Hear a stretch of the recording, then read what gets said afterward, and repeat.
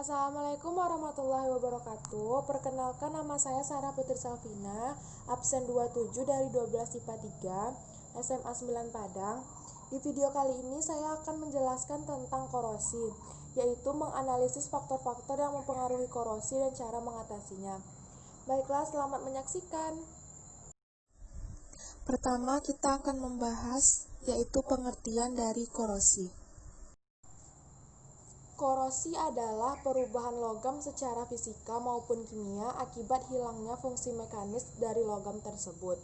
Logam seperti besi bisa mengalami korosi jika bersentuhan dengan senyawa asam, air, dan mengalami perubahan suhu dalam jangka waktu yang cukup lama dan secara terus-menerus.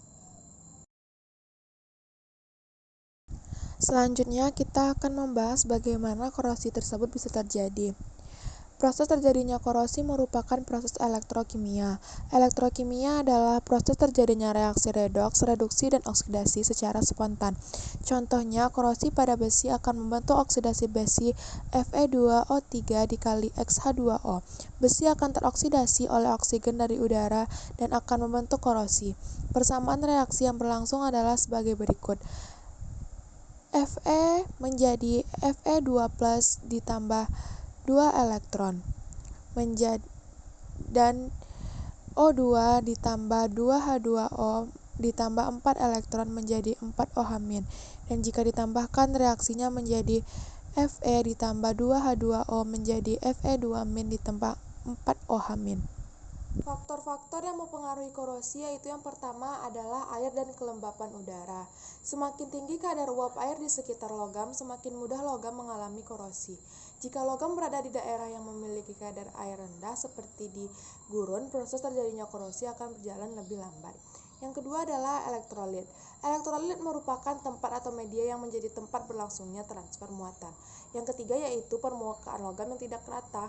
Logam yang permukaannya tidak rata akan mudah mengalami korosi.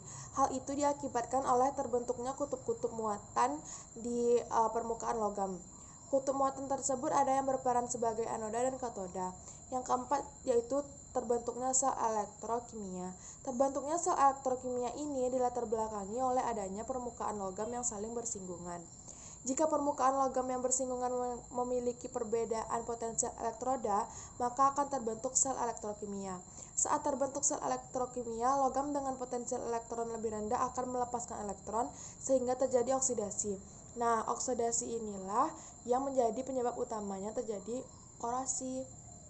Lazim terjadi pada besi. Karat besi adalah zat yang dihasilkan pada peristiwa korosi, yaitu berupa zat padat yang mewarna coklat kemerahan yang bersifat rapuh serta berpori. Rumus kimia dari karat besi adalah Fe2O3 dikali X-H2O. Bila dibiarkan lama, besi akan habis berkarat. Yaitu dampak dari korosi. Dampak dari korosi sangat merugikan. Contohnya kita bisa melihat pada koropusnya jembatan, bodi mobil, atau berbagai konstruksi dari besi lainnya. Yang terakhir yaitu kita akan membahas bagaimana pencegahan dari korosi itu tersendiri.